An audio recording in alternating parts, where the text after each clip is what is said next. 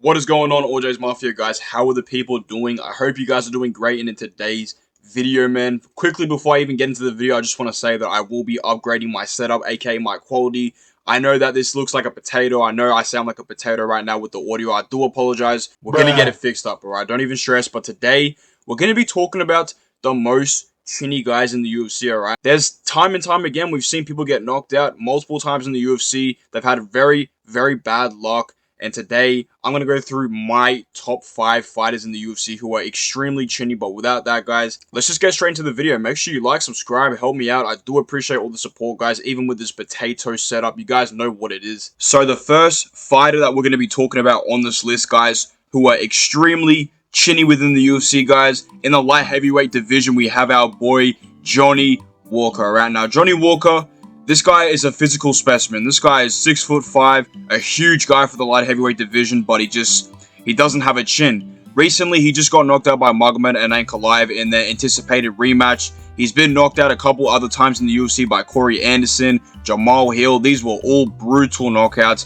And I'm not sure if you guys have seen it, but there's a clip of him outside the UFC where he got knocked out 5 separate times in one fight. Bruh. Oh my God! Realistically, I think Johnny Walker could be a future UFC champion, but the problem is that the moment he gets punched on the temple or on the chin pretty hard, he goes to bed, and that's very unfortunate because I do believe that Johnny Walker, with the fight IQ, you know, the chin, the durability, all the good attributes that he has, he definitely could be champ. But his chin is holding him back along with his fight IQ. So Johnny Walker will be the first person on this list, guys. We move on. The second person on this list will be in the lightweight division, and his name is Beneil Dariush, right? The Chad of the lightweight division. It's very unfortunate. I don't want to put Beneil Dariush on this list, but as of recency bias, he's been getting smacked up, and he really has very suspicious durability. Unfortunately, he cannot take a punch too well. Recently just got knocked out by Arman Tsarukyan, who does have hands, but he doesn't really have knockout power. He's not known for knocking anybody out. And that's just a very sad sight to see. You know, a lot of people thought that Beneil Dariush would be the man to defeat Islam Makhachev. People were calling Beneil Dariush the dark horse at lightweight. And to see him get knocked out by Charles Oliveira, Arman Tsarukyan back-to-back, it's a very damn shame. Even before Beneil Dariush went on an 8-fight winning streak, he was getting knocked out by guys like Edson Barboza, Alexander Hernandez. I mean, he got knocked out by a guy called Ramsey Nijem back in the day. So, I don't want to put Beneil Dariush on this list, I don't. But he has been knocked out 5 times. He is pretty Chinny. It seems as if he can't take a punch nowadays, which really does suck to see. But I like Beneil Dariush. I think he's a really nice guy. I'm a Beneil Dariush enjoyer, alright? Now, it's just a shame that, we have to put him on this list. But this is, the most Chinny fighters in the UFC. I do believe Beneil deserves a list here. He is a legend. He's a great guy.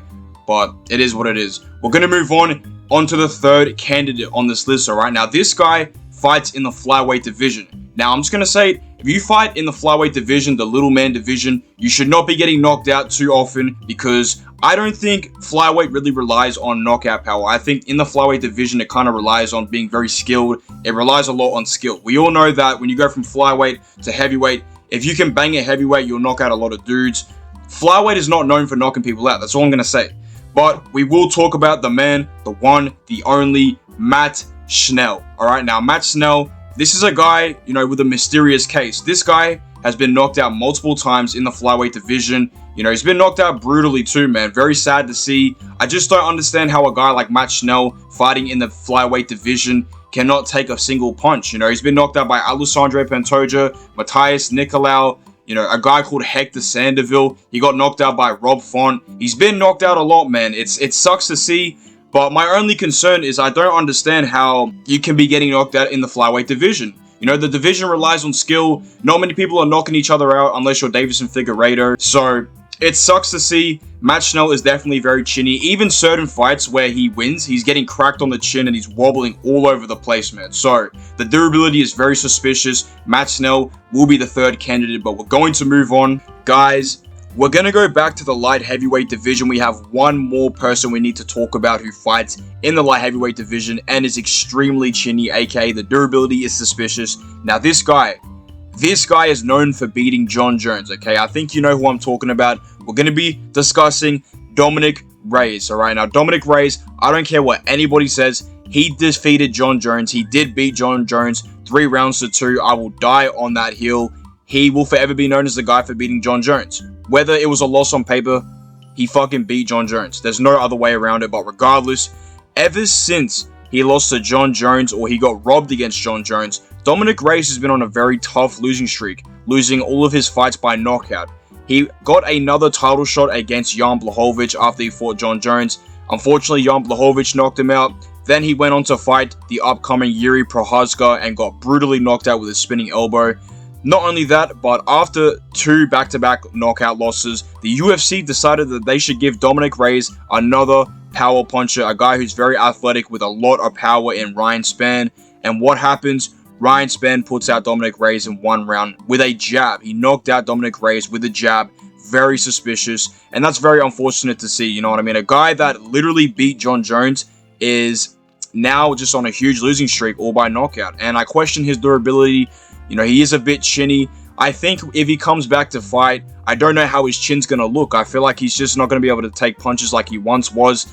Dominick Reyes was recently scheduled to fight Carlos Ulberg, and I'm just going to say it. I think Carlos Ulberg would have knocked him out, but thank goodness Dominick Reyes pulled out with an injury.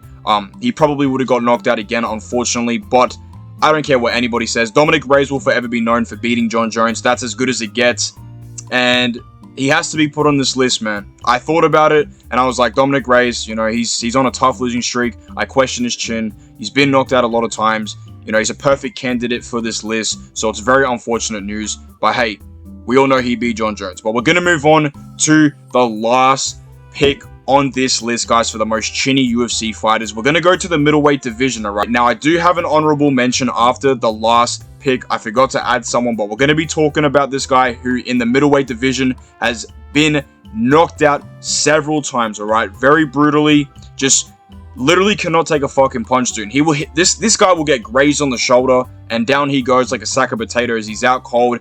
We're talking about the one and only Phil Hawes, all right? Now, Phil Hawes, just like Johnny Walker, he's a physical specimen. This guy has the physique of a Greek god. This guy is shredded. You know, he looks like a fighter who could definitely take a punch, right? But that is not the case. He has been knocked out 5 times. He cannot catch a break. His last 3 UFC fights have all ended in a brutal knockout to Roman Dolidze, Ikram Aliskerov. Recently just got knocked out by Bruno Ferreira. I mean, the UFC are not doing Phil Hawes any favors. They just keep giving him knockout artists, guys who, you know, can pack a lot of power in their punches. And it's very sad to see, man, because Phil Hawes once was a very promising prospect. He was a guy, you know, making his way up the division. He has great wins over guys like Nasruddin Imavov, who will be fighting this weekend in the main event. But you can't do much if you're not able to take a punch. And he, like I said, he's been knocked out 5 times. Very, very unfortunate. I think Phil Hawes should consider retiring because he has taken a lot of damage. I mean, back-to-back fights, 3 in a row. He's been brutally knocked out cold. And, you know, I don't think he's going to be able to take a punch in the future. I mean, we're talking about a guy who got grazed with a punch off the shoulder on Bruno Ferreira. And down he goes like a sack of potatoes and he's out cold. So, it's very unfortunate. I don't know what to say. Phil Hawes, you will be the last candidate on this list, but we're going to be talking about one more guy, all right? Now, he fights in the bantamweight division. I want you guys to do a quick guess. He used to be a UFC champion. He has been knocked out several times. I'm going to be talking about the one and only Cody Garbrandt, all right? Now, Cody Garbrandt was my honorable mention. I honestly don't think that Cody Garbrandt is necessarily chinny. You know, he's definitely been knocked out a lot of times. I'd say about 4 or 5 at this point. He went down and fought in the flyweight division, got staunched by Kai Kara-France out cold. Fought TJ Dillashaw twice, got knocked out twice. I mean, he fought Pedro Munoz, and he got absolutely smoked in that fight with a big punch. But I think the main problem with Cody Garbrandt is his defense. I mean, this guy is guns blazing, swinging at times, chin up in the air. And I don't really necessarily think it's his chin. I just think it's his bad defense which gets him chinned. But Cody Garbrandt is an honorable mention on the list, guys. I hope you enjoyed this video. And I just want to say real quick before I end the video, this is not a list to make fun of people at all, you know, being chinny. You know, whether you're chinny or not, I guess it's something you're born with. And I'm not here to make fun of any fighters getting knocked out. These are warriors entering the octagon. I have nothing but absolute respect for these guys. But this is a list that I felt needed to be made on MMA YouTube. Someone had to do it, and I was going to put my hand up regardless. So, guys, I want to say thank you so much for tuning in, watching the video. If you made it this far, go ahead, smash that like button, subscribe if you're new. Leave a comment down below if I missed anybody else who's super chinny in the UFC. I'd love to hear it, guys. And until then, I will be live this weekend for UFC Fight Night, Roman Dolidze versus Nassim Imavov. So come say what's up. Take care, my brothers. Zeus.